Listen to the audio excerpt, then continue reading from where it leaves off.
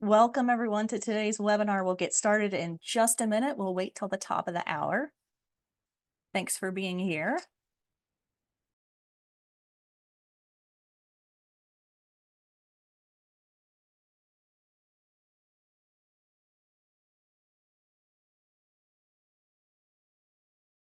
Welcome. I'm seeing more people log in. It's so great to see that participant number go up, and we're glad you're here. We're going to get started in just a minute.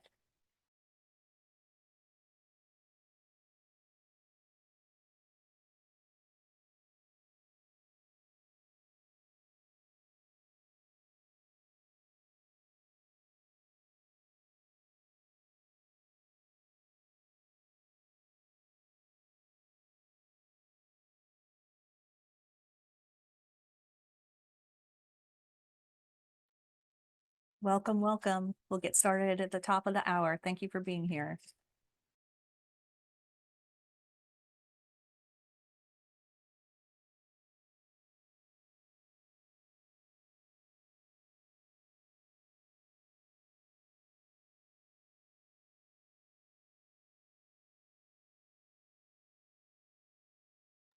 Welcome, everyone. My name is Katie Beachy, and I'm the Strategic Director for Comprehensive Cancer Control Initiatives at the American Cancer Society. And we're so happy today to bring you this webinar about advancing HPV vaccination equity. In a previous life, I was the director of a state cancer coalition and really enjoyed working with my partners in the immunization field on HPV initiatives. That partnership was strong. We collaborated on many things. And one of our favorite places to go for information were roundtables. And the National HPV Roundtable has been so supportive in this webinar development, and we're happy to partner on it today. But we're bringing this to you thanks to our friends at CDC, who ACS is in a cooperative agreement with them to provide training and TA to cancer coalitions across the country. The National Comprehensive Cancer Control Program has 66 such coalitions, so we hope many of you are listening in, and we'll walk away with some concrete strategies that you and your coalition can do to advance health equity in the HPV vaccination space. And now I'm going to hand it over to my co-moderator, Kiera Long from the Roundtable, who's going to introduce herself. Hello, everyone. My name is Kiera Long, and I'm the program manager for the National HPV Vaccination Roundtable. And I just want to welcome all of you, and we're so happy to have you today. So during today's session, you can expect to learn some things that we'll be doing is highlighting HPV vaccination related policies that are currently being worked on and are key to impacting increased HPV vaccination and decreasing the incidence of HPV-related cancers. We hope to share examples on how to advocate and engage in advocacy, action, and activities that partners can employ to advance HPV vaccination equity. And we also want to highlight the work with African American communities and minority populations relevant to HPV vaccination and how we can improve vaccinations for those populations. Awesome. Thank you, Kiera. Just have a couple housekeeping items for you. We're going to record today's seminar. In fact, I think Gabby already got that going for us. The link to view this will be sent to you after the webinar, anyone who's registered. And if you have any issues during the seminar today, could you go to the next slide, Dee? If you have any issues during the seminar today, please reach out using chat so that we can make sure that we're helping you. And just to make sure we don't have disruptions, we have muted you. Don't take it personally, but we just want to make sure that we have clear voices coming through and no background noise. We will have two speakers today, and we will wait until the end of the presentation to take questions for them. Back one slide, Dee, I forgot to give a formal shout out. Today's webinar is supported by the CDC, by the National Comprehensive Cancer Control Program, but the content is not, doesn't represent necessarily their official views. So we're very appreciative to their support. Okay, go to the housekeeping slide, and then I would love if Christine would pull up an icebreaker. Our first poll is a silly icebreaker just to shake off whatever's been going on for you today and dream about what you can do or what you always hoped you can do. We've got a silly icebreaker for you. Which of these uncommon superpowers would you like to have? You can launch that poll. And I think that these are hilarious. You have to scroll down to see all of them. Sleep suppression, so that you wouldn't even need sleep. You could just be awake and alert all the time. Have a gut that could have anything. I think Gabby and I might both click that one. An indestructible digestion. Ooh, change the weather. I love that. I live in Kentucky and I always want it to be less humid. If you could talk to animals, I actually think I already have that superpower, but if that's your jam, go ahead and choose that one. Or the ability to translate any language in any form. That would be awesome for traveling. So I'm going to let a couple more people fill that out. What do you think your superpower could be that you would just love? I think some of us like to sleep because we don't really want to suppress the ability to sleep. It looks like a clear winner is ability to translate any language, but we'll give it just another second. What was your be, Kiera? I could definitely go for the indestructible digestion for sure. Yes. If only I could eat all the fried foods I want to so badly. Oh, this is fun. Okay, go ahead and show us who's answered so far, and then we'll move forward. I love it. I love it. So everybody, we've got some linguists or future linguists on the phone. I don't know about you, but I do Duolingo just to try to keep the synapses firing. So thanks for sharing. And we're going to do one more poll. This one's a little bit more serious, but nonetheless important. Since we do receive funding from CDC, and just because we are good public health folks, we want to do a pre-post today. So if you'll indulge us by taking this survey, it's just a few questions, 6 questions. I'm going to give a little bit of space here for you to scroll down and take those questions. So we'll allow there to be a little bit of dead air while that happens. But it's super important for us to know how well we're communicating and ways in which that we can do our communication better. So take a minute to answer these questions, and I'll be quiet for a second while you do.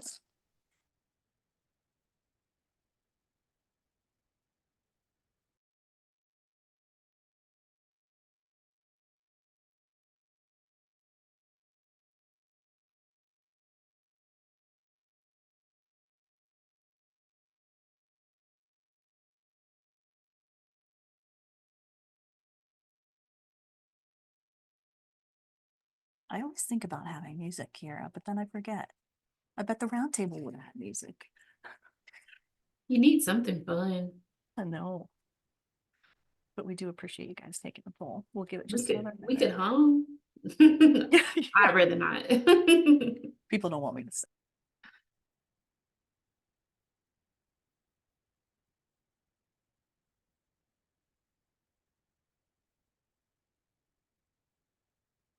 All right, looks like we've got about a quarter of people have finished. I'm going to give it just another minute. Thank you all for bearing with us.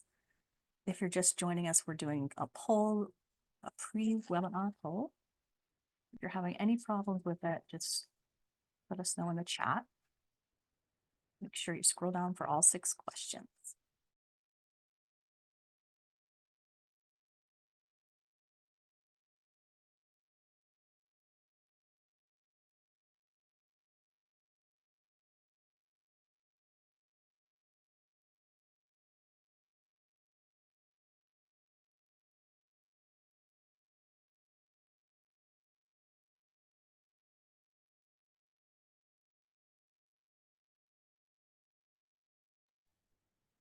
Awesome.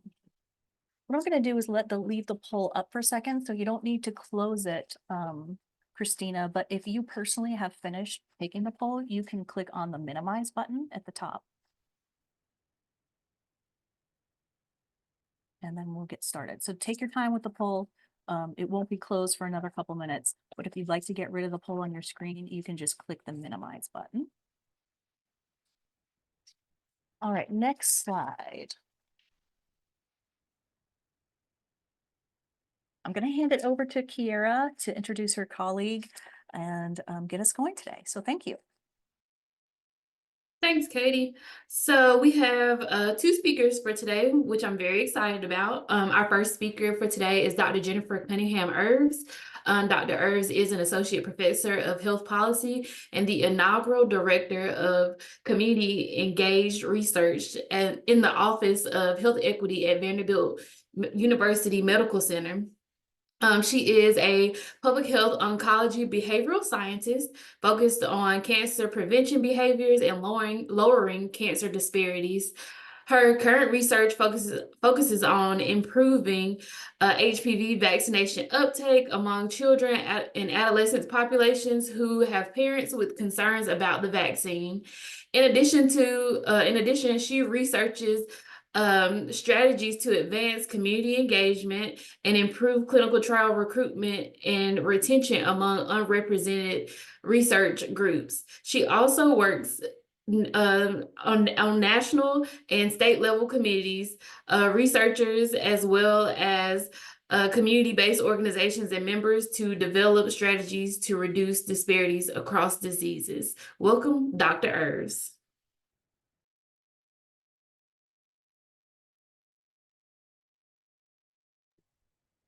So good afternoon. Thank you for the opportunity to be here. So before we get started, I would like to share um, these quotes with you. These are quotes that I have directly received in doing research. And these quotes really demonstrate the inequities that parents face, especially in the African American community when it comes to getting the HPV vaccine. So I just want to give you one moment to look at these quotes.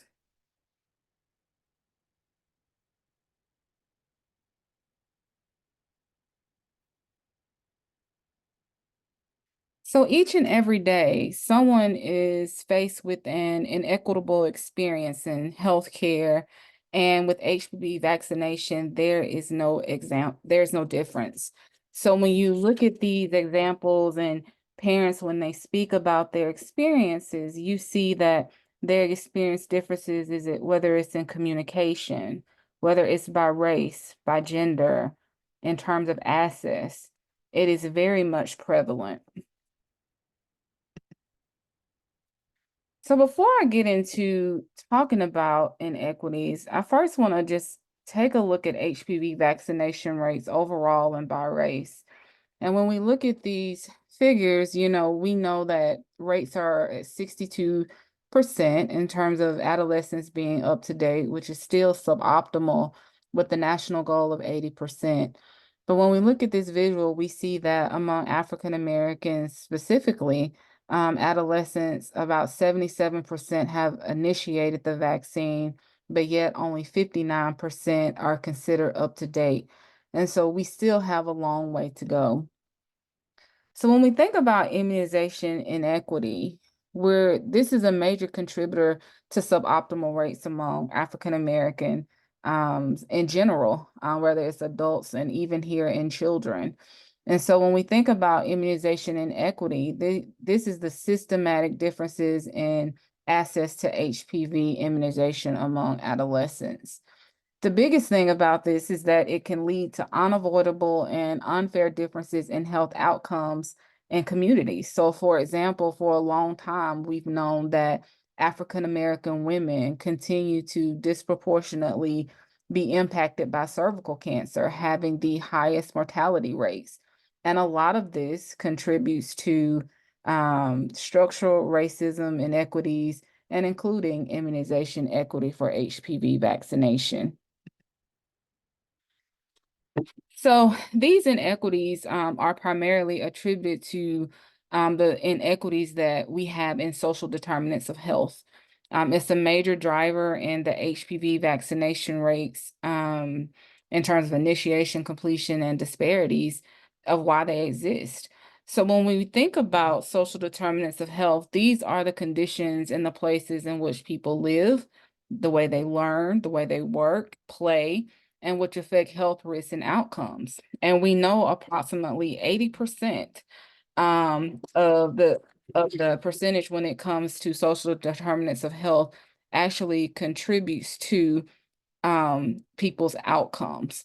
So when we think about social determinants of health, we're thinking about education access and quality, healthcare access and quality, neighborhood and built environment, social and community context, economic stability.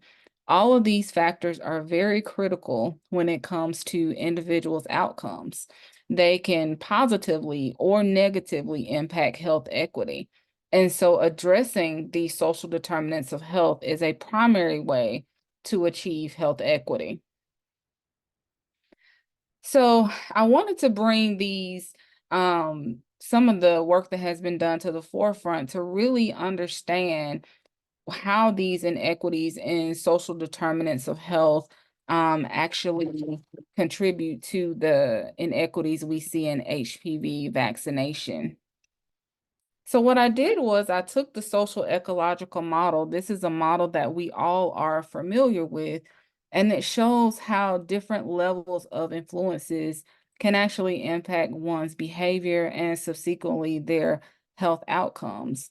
And so in looking at this, I really want to start with the policy level. This level is very critical when we talk about the inequities we see in HPV vaccination. These are your upstream factors, such as policy and how it affects economics and social influences, and how they actually impact one's outcomes when getting the vaccine. So when we think about structural racism, discrimination, we think about HPV vaccine politicization, the lack of access that people experience because of these policies, the biases that are present when people make the decisions around around vaccination. These are critical factors that really negate how things happen downstream and contribute to inequities. Not only that, when you think about the community level, it has stimulated for many years medical mistrust or lack of trust in vaccines and science at the community level. And we can honestly say, based off some of the data, that the COVID-19 pandemic has further fueled some of the community norms at this level.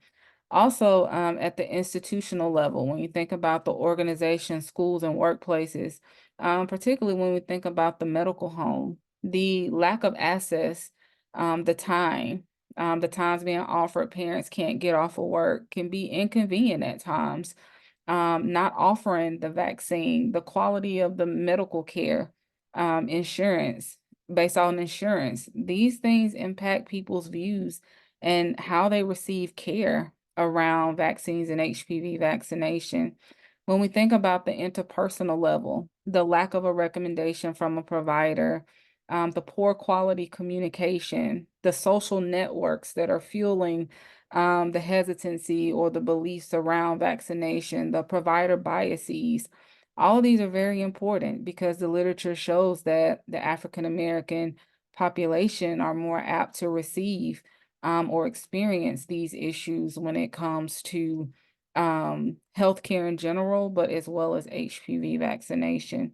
And also at the individual level, vaccine hesitancy is very critical. The lack of knowledge, lack of trust in providers, lack of insurance, transportation, location, urban versus rural. All of these things are very critical at the individual level when it comes to creating inequities around HPV vaccination. And so I really want to hone in a little bit on provider recommendation and communication because we know in addressing upstream issues, it can take a little longer to address, but the are very influential and they can play a very important role when it comes to getting parents to get the vaccine.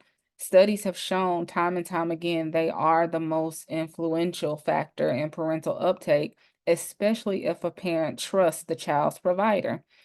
However, when we look in the literature, we see that African American parents are less likely to receive provider communication and less often to discuss the vaccine in a clinical counter. And we see that there are disparities existing continually around these recommendations. Other studies have identified the issues surrounding communication, the over sexualizing of children during the recommendation, feeling of being offered too early, female focus, less quality of care due to insurance. That's all of these things are very critical when it comes into the encounter when you think about providers and recommending the vaccine. I want to just highlight a little more detail around clinic experience among African American parent-child dyads in a study that we've done. And what we found is that when it comes, especially to those who were unvaccinated, all of them really did not receive a recommendation or the discussion around the vaccine in which they perceived they should have received the vaccine, which was very critical because the parents often stated that I look to providers for a certain way that they should recommend or introduce vaccines to me. And I want to have a discussion with my provider about these vaccines. And so, but as you notice, for those who had initiated and even had completed the series, that the more apt that they had a recommendation and discussion around the vaccine, they were more apt to complete the series. So this qualitative study just kind of confirms what we've seen all along, is that recommendation and discussion is critical. So in absent of these recommendations and the discussion, we can see why uptake can be lower. Also, something that was important was to receive supplemental information. A lot of times parents would like to confirm what providers are actually saying to them. They would like to look to an outside source, whether it's a brochure, web page, and also getting this information pre-visit was very critical for parents so that they have time to go through it, either get their questions answered or be prepared to ask questions for a provider. So this is very timely in knowing that providers can play a key role in getting information prior to a clinic visit to aid in the clinic visit, but also to get parents the answers that they deserve. And then also, one final thing to point out is that a lot of times when we have clinical encounters with parents, we think that once we start the vaccine that and we give them that information, that the education stops. And one thing we notice with these parents is that at each stage of the process, yes, similar things parents wanted to know, but over time, parents still wanted to know different things at each phase. And that's really interesting in that we need to be prepared to still answer questions on the vaccine, even after a parent has fully vaccinated their child. And when it comes to information type, a lot of times we target our parents in clinic visits. And what we found is that parents want information that's more family centered. They have a lot of talks at home, which actually reflects the African American culture in terms of collectivism. Everything is centered around family decision making and working together in different times and in different things, including health. So that's something to take into consideration when we think about being culturally sensitive. Also, tailored messaging, pre-visit, and use of graphics to increase health literacy were things that were very critical and needed during a clinical encounter. So when we think about these things and the reasons for the inequities and the role providers can play, there is a call to action here. And this is where we state in which everyone has a fair and just opportunity to attain their highest level of health, including immunizations like HPV. So achieving equity in HPV immunization means several things. It means tailoring services to meet the needs of those who are un and under vaccinated, which is very important because people have different needs, as you can tell. Reducing the risk of vaccine preventable diseases such as HPV and associated cancer among vulnerable communities and individuals who are at highest risk of suffering from these diseases. Contributing to health equity in general and benefiting both the individual and the society at large. So when you think about achieving equity in HPV immunization, it's not just about the immunization, it's about the system, it's about the providers within the system, it's about the people being served, the community champions that can help advocate for change. All of these things must be taken into account when we want to achieve equity. So what are some overall recommendations when we think about achieving equity? Well, of course, we already know continuing to advocate for policy change, This is very critical. And it's not just from the immunization perspective, it's the overall aspect of structural racism. When we think about these policies actually impact how one feels, the level of trust, medical mistrust, trust in the providers. These things are critical when you want to build trust so that people can actually accept the recommendation provided. We want to also create the social norms for vaccines and using community engagement in that process. We know that the social norms of vaccines have drastically changed over time. And so community members, community leaders can play a key role in helping to change how the norms for vaccines, including HPV vaccination, and how it exists. We have to be intentional to address systemic issues, the social determinants of health, and vaccine access issues. And we have to partner with the trusted messengers to provide trusted messages on the HPV vaccine. Provider protocols and communication should be inclusive and in place for health equity. And so, what that means is not just providers, but all stakeholders involved have to be very much aware of social determinants of health, how they impact the inequities that exist, making sure protocols, guidelines, services provided actually align with those inequities to actually achieve health equity and increase HPV vaccination. And also linkage to care and services. Although there are policies in place, some kids still slip through the crack. They still are not getting the vaccine. And so it's very important to actually aid in linking to care. So, and when you think about linkage to care, we have provider offices, we have pharmacies, we have health departments. We have also seen where schools have been very effective and impactful. However, in some work that we've done, we also found that parents and children actually have concerns about going to outside sources outside of the medical home, especially if they're not used to receiving care in these areas. And so, for example, when you think about pharmacies, yeah, they may be convenient. They may understand the vaccine process as parents. However, the businesses, they look at it as a business, the lack of privacy, the lack of trust. They don't track records, the lack of continuity of care, disconnect to pay pharmacies.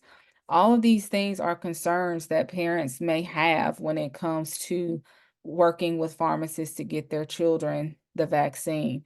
And very similarly, parents' views towards health department is still not the medical home. I mean, they may like a medical home, they'll use it, it's cost efficient, it's convenient and track records. However, there's a stigma associated with health departments. Some viewed them as unclean, they don't use reminders, the lack of continuity of care. Some viewed them as not convenient or associated with government.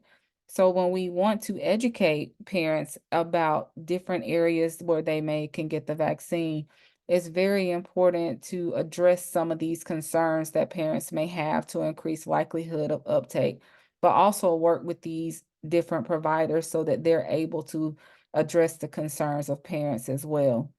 We also looked at these views from children perspectives, and because we see that the children are playing a role in parent decision making, so it's important to understand their views when it comes to pharmacies and health departments, schools, etc., so that we can be prepared to aid in getting them into care. So I want to leave you with some recommendations for clinical encounters. These recommendations were built based off of some work with African Americans, parent-child dyads, and we applied Matthew Kruder's guidelines when it comes to being to target information, culturally target information for communities. And so the first one is around linguistics and language, particularly being culturally sensitive, being empathetic, using plain language, using definitions so that people have a clear understanding of what the ask is and the information provided is understood.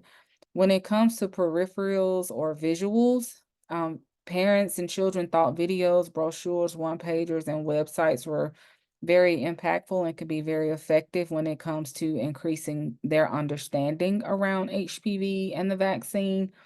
Evidential. Having evidence on HPV cancers and the vaccine to address parent concerns, using consistent messaging across clinical encounters. I don't know if you can recall back to one of those statements on that first screen. Doctor had told a parent that yes, the vaccine is very effective and can prevent cancer, but came back in the actual visit and said maybe. And so it was inconsistent messaging, which really deterred a parent for completing the HPV vaccine series with their child. Also, using messages that are age appropriate and by sex is very important.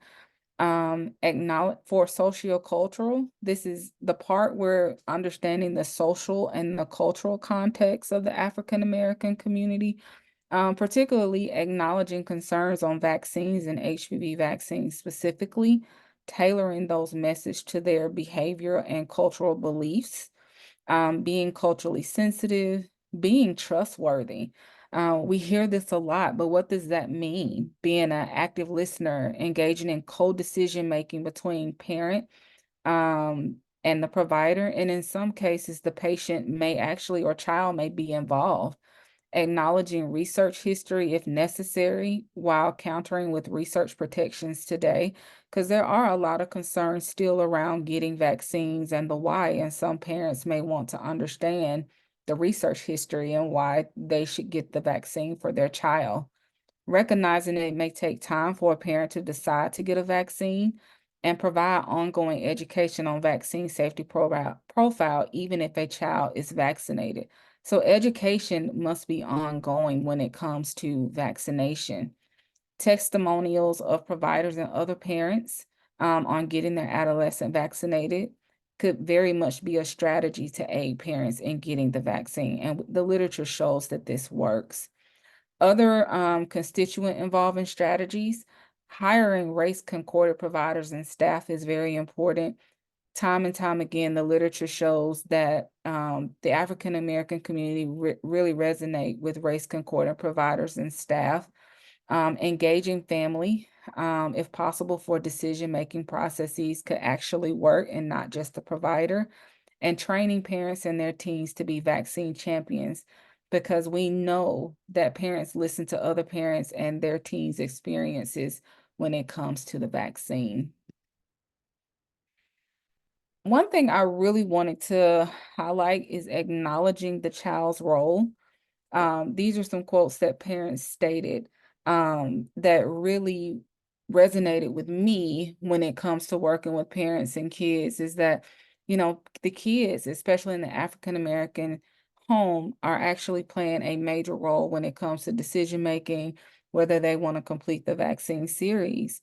And a parent actually said, well, I have to talk to my child first. I have to ask for his consent.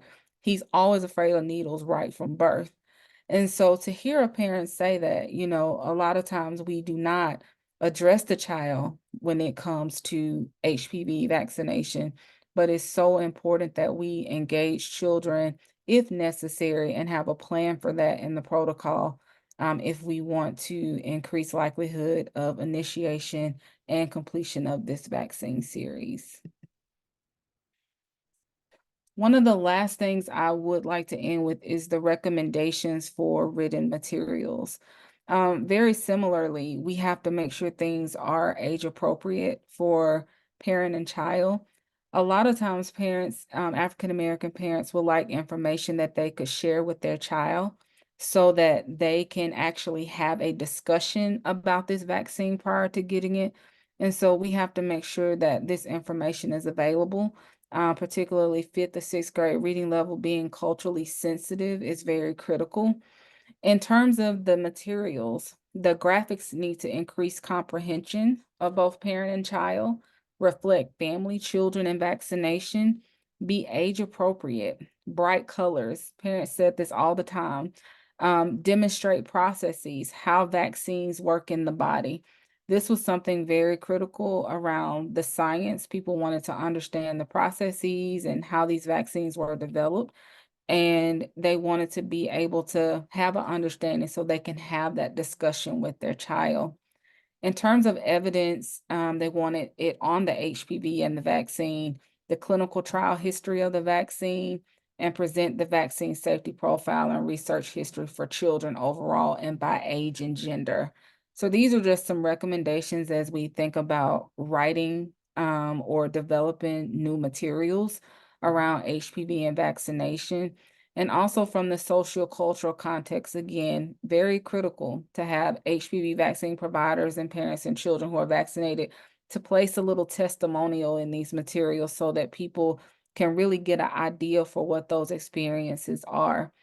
The other thing we've learned in terms of those experiences, even if it's not a positive experience, if something happened, whether the child may have fainted or whatever the case may be, parents want to hear all of that so that they can make an informed decision.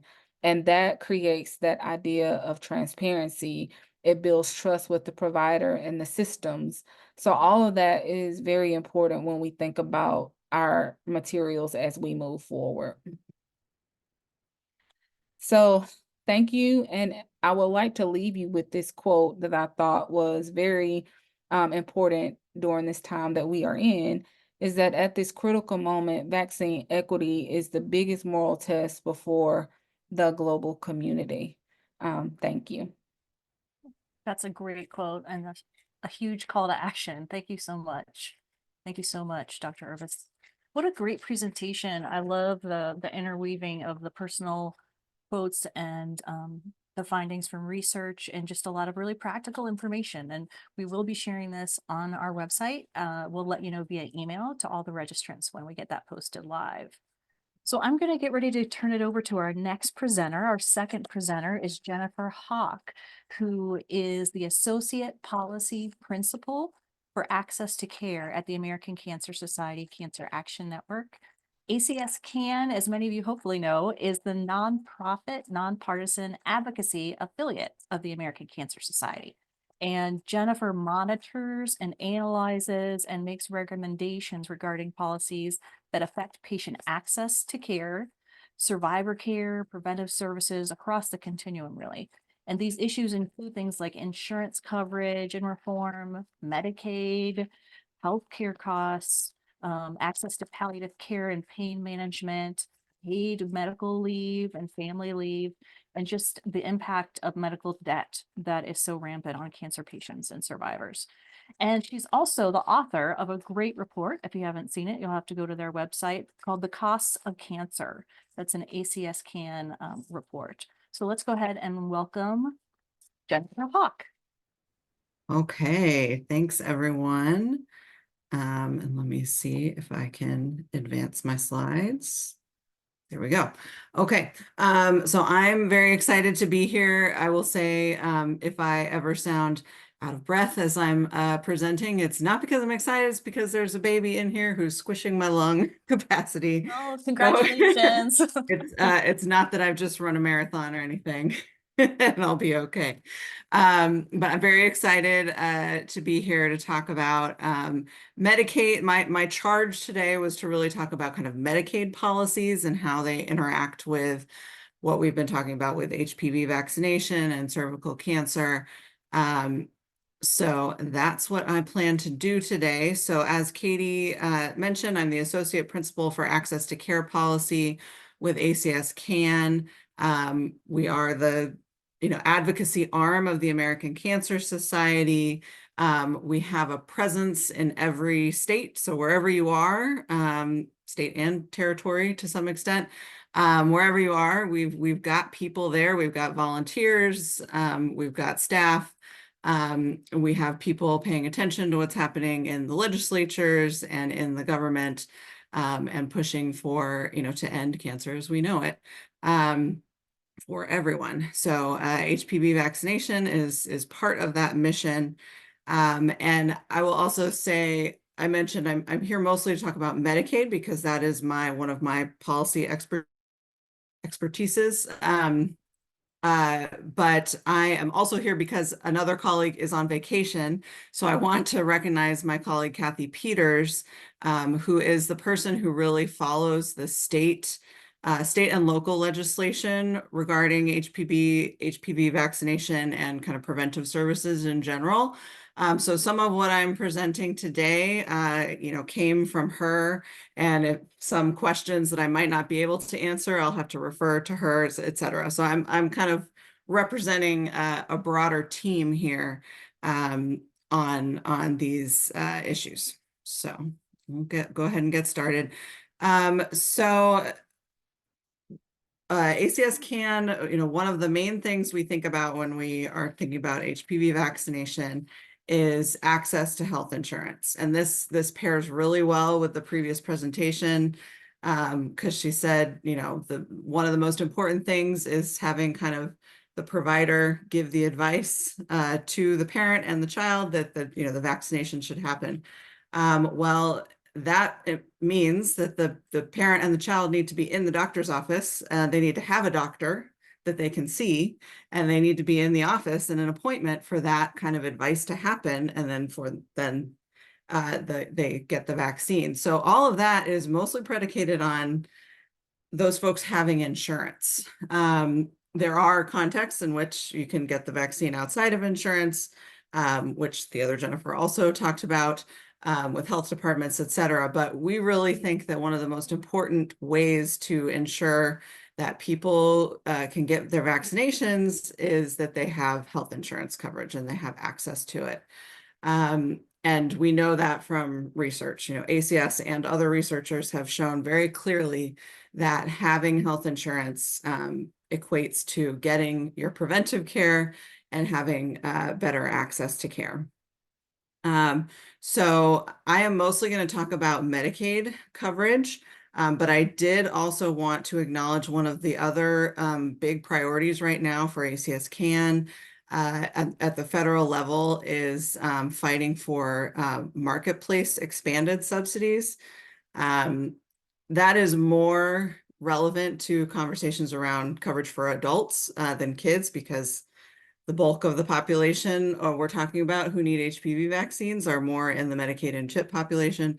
But I did just want to mention we also have a major priority around getting expanded subsidies, which allow people to afford coverage through the marketplace, getting those to be made permanent because they do expire at the end of next year. So that's another federal priority for us. But mostly I'm going to talk about Medicaid here because Medicaid and CHIP, the Children's Health Insurance Program, insures around half of kids in this country. So I'm going to talk about a few kind of the major issues right now in Medicaid policy and Medicaid coverage. One is you've probably heard the phrase Medicaid unwinding. I think it's a really weird phrase that has somehow stuck. But what it really means is the process of unwinding the continuous coverage requirements that existed during the pandemic, the COVID-19 pandemic. States started that process last year and they are wrapping it up now. Some states have already finished their process. Some of them are still working through it. Most states are still processing appeals and backlogs and things like that. So it's not a done deal in pretty much any state. It's not a done deal. But states are in various stages of this unwinding process. The main point here is, so we have been very concerned before it started and as the process was happening, and still remain concerned that a lot of people have been dropped from coverage because of kind of procedural administrative reasons, rather than being dropped because they legitimately don't qualify for Medicaid anymore. There are people, who their income has increased or their coverage situation has changed, so they legitimately should not still be on Medicaid. So it makes sense to clean them from the rolls, and because they have coverage elsewhere or they don't qualify anymore.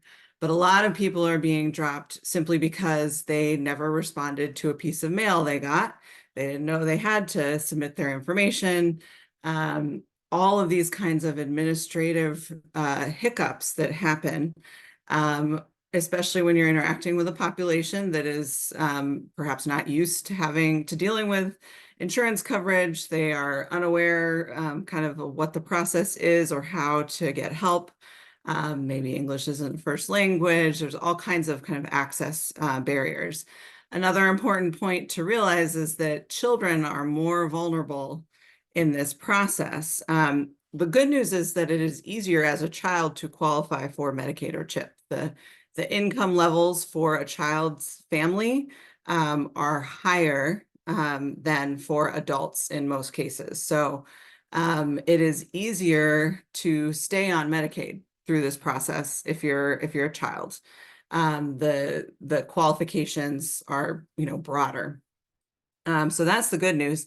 The bad news is, of course, that that child is probably not the one who needs to take the action to keep themselves covered.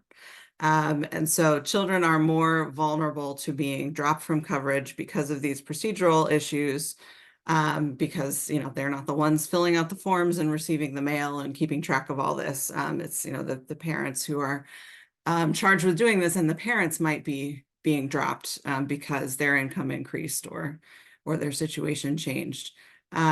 So children are more likely to be eligible for Medicaid, but are also more likely to be disenrolled and to kind of be caught up in these problems with the process that we're having right now. The latest estimate showed that 5.13 million children have lost Medicaid as of May 2024, and many of them probably should still be on Medicaid, and this is kind of an administrative error. Some of them hopefully will make their way back to Medicaid over the next coming months and years, but that gap in coverage is really concerning, especially if we're talking about this specific vaccine, that it should be occurring at a specific time. If you miss that window of time, if that kid was uninsured, on their 9th birthday, they, missed that window, and are they going to come back and get the vaccine, catch up on the vaccine when they have coverage again? That's, it's harder to get them back in the office to do that. So here's state by state data. This comes from Georgetown, so this is not a map that I created, but this shows the distribution and kind of how each state is doing, because it's very different in every state. You'll see the glaring dark red of Texas and only slightly less dark red of Florida. I'll note that these are also states that have not expanded Medicaid, which I'm about to talk about. And we know that, a lot of children have been dropped, particularly in Texas, from Medicaid. So that's a big concern. I also wanted to note that I saw this study too late to actually put it in the presentation, but there was also a recent journal article that came out showing that people of color are more likely to be dropped from coverage in this kind of administrative process of Medicaid unwinding, which is not entirely surprising, but they were able to show that in the data.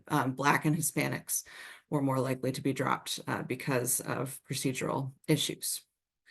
I also wanted to talk about Medicaid expansion, which is a major priority for ACS CAN. We had some action on that in 2024. There are 10 states who have not expanded Medicaid yet. Those are the orange states on the map. In 2024, we had very active campaigns in Georgia, Alabama, and Mississippi. Particularly Mississippi, we got really close to actually passing legislation that expanded Medicaid, but we didn't get it over the finish line. So in 2025, we are looking at those same 3 states. We have our eyes on them.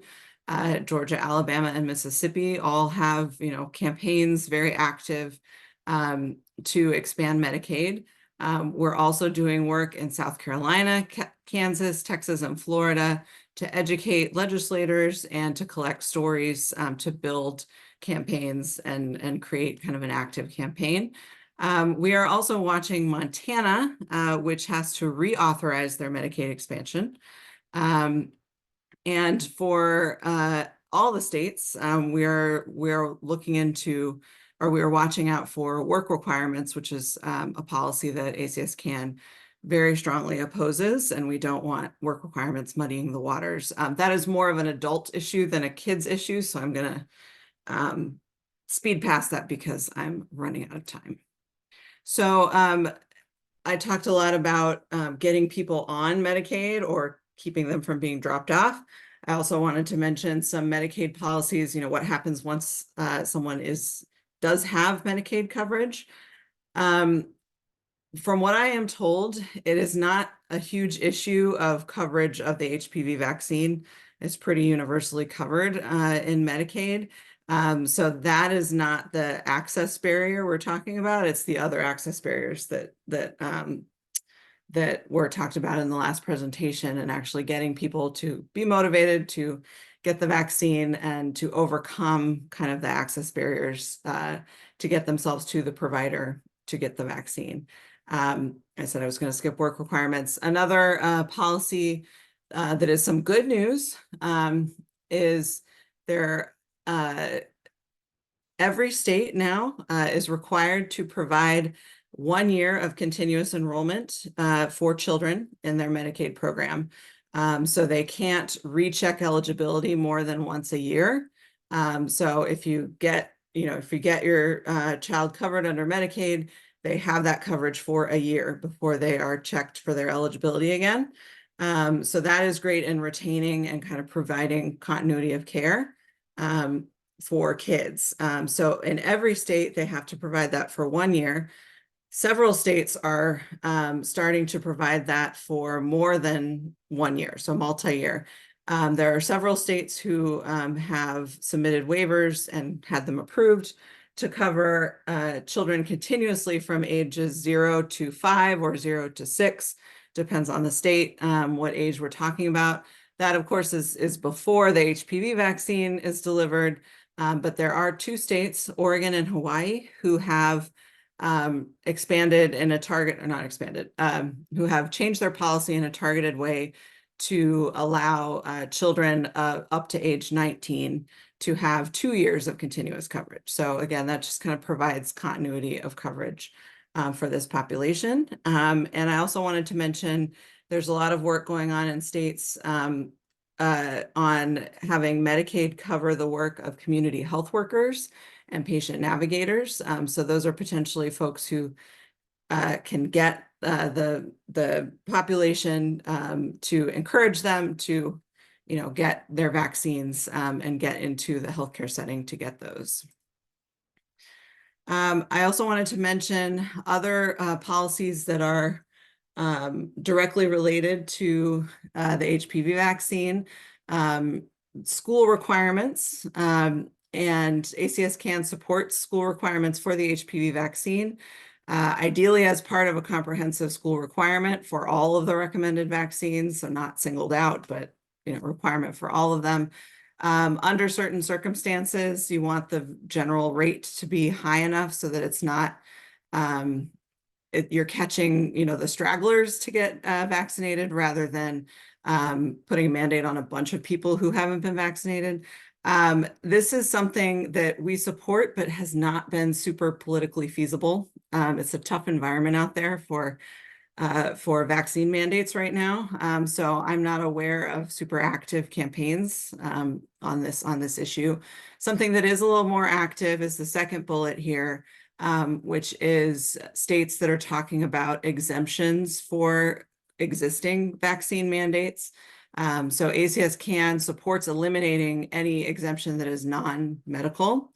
And we have been doing some work in certain states on that. Also, the previous speaker talked about pharmacists delivering vaccines. We do support laws that change that policy so that a pharmacist could deliver an HPV vaccine. And currently 34 states do allow pharmacists to vaccinate children as young as 9, so they could potentially deliver an HPV vaccine. So we do support those kind of scope of practice changes in states. It's another area that we have policy, we are happy to support it, but it's not super active right now at the state level. I wanted to mention those. And the last policy issue I will mention is we do have a major threat to all coverage of all preventive services right now, which is a court case that is working its way up to the Supreme Court. It's at the circuit level right now. It's called Braidwood versus Bacara. So some companies are challenging the validity of a particular section of the Affordable Care Act. And right now it's working its way through the legal process. So nothing has changed as of now, but it's possible, depending on how the courts rule, that they could get rid of the requirement in the ACA that requires private plans and Medicaid expansion plans to cover preventive services, which does, include the list of recommended vaccines. So that is a major concern for us, and we're watching that court case very closely. Opportunities for advocacy. I'm going to breeze through this because we're running out of time. My main message here is connect with ACS CAN staff in your state. We have them in every state. If you don't know your ACS CAN staffer, you might know your ACS staffer, and they can potentially make that connection. And sign up for emails, because those emails from ACS CAN are going to tell you exactly what is happening in your state, because they're very kind of localized to what the situation in the state is. And here's some other resources, but I'm going to stop talking. Thanks. Thank you so much, Jennifer. That was super informative. And I know here in Kentucky, Medicaid was a game changer, and the thought of some of the advances going away is difficult to hear. But I want to take just a couple minutes for Q&A. While I'm talking, though, I am going to pull up that second poll while it's fresh in your mind. So please do look at the poll. But let's go to the Q&A slide. Just wanted to share with you the emails of everybody that spoke today, so that you can get in touch with us, ask questions. I also put down Gabby's email in case you would love to hear more about the roundtable through the National Roundtable. But let me ask a question, and I think it's probably for Dr. Irvis. And it's what do you recommend coalitions could do to communicate with parents before they go to the health department, or before they go to those appointments? Are there effective ways that awareness campaigns can reach parents that you know of? Thank you for that question. There are many ways I think you can reach parents, but the key behind that, first, I will say, is ensuring that you are a trusted messenger. I must say the countless of times I have taught with parents, and the key thing is not that they're getting information, they're having a hard time deciphering who they can trust and do they have the credentials to bring that information to them. Specifically when it comes to how to get the information to them. I think the social norm is partnering with other trusted messengers in the community to work to give information to parents. Schools are a great way to go, especially if your state will allow you to do it. I know, like, for example, in Tennessee, it was hard to get in schools to actually discuss HPV vaccination because it was not required. But a lot of parents are at school events. They're very much present after school, and that would be a great way to reach them. And we've seen in the literature, they're open to that. Another place to do it is working with providers. Providers can actually give information pre-visit. I just completed a study where we sent it out through the EHR. So helping them form what that information would look like could be great. The other part, providers, and doing some interviews with them, they are open to suggesting or recommending parents to talk to vaccine champions. So if parents could be vaccine champions and working to form that providers can link parents to, I think that would be another way you can go in terms of getting education to parents. So those are just a few things that you can do, but I think there are a lot of other things, partnering, especially in African American communities, faith-based organizations. I know that's the way we go to all the time, but the reality of it is they can get the information out. Other CBOs that work in health equity initiatives, they can help as well. So those are just a few options Yeah. in terms of getting education out. That's awesome. So important to be reminded that it's the trusted messengers who need to be bringing that information. One question for Jennifer Hawk. What do you think the role of a state coalition is in some of these big P policy? If it's a government funded coalition, for instance, if they're based out of a health department, just how do folks advocate if they can't necessarily lobby? Yeah, that's always a challenge. One way is to do it on, do it on your own time. Use your personal email to sign up for all these things. I do like to point out, you can still educate lawmakers and general public. And I do like to point out to audiences like this, when we're talking about advocacy, we talk about change coming from the grassroots, but we also talk about grass tops. And you all are grass tops. You are experts in your field. You know about vaccines. You know about public health. You probably have letters after your names with degrees and things. Those are people that our ACS CAN advocates really appreciate having along to help educate lawmakers. So I think, to the extent that you have comfort and are able to get involved in your professional capacity, you can be really valuable, even if you're not saying vote for this bill. If you're going in and saying HPV vaccination is really important because of this, and these are the patients I interact with, that is very helpful. Someone else can then say, and this is why, you need to vote for this bill. Thank you, Jennifer. Last slide. Thank you both, Dr. Irvis, Jennifer Hawk, for your time today and your expertise. And this last slide, I want to do a teaser for upcoming webinars in this series. The American Cancer Society continues this Comp Cancer series. How can cancer coalitions help achieve equity in cancer care? And our next one will be July 10th. We're going to talk about lung cancer stigma, how it's a barrier to care. And then in August, we're going to talk about non-invasive CRC screening and how that can improve rates in hard-to-reach populations. So I just thank you so much, everyone who logged in today, for sticking it out with us, taking the poll. Wish we'd had more time for questions, but the information was great, and we will be sharing it readily following this call. So have a great afternoon, everyone.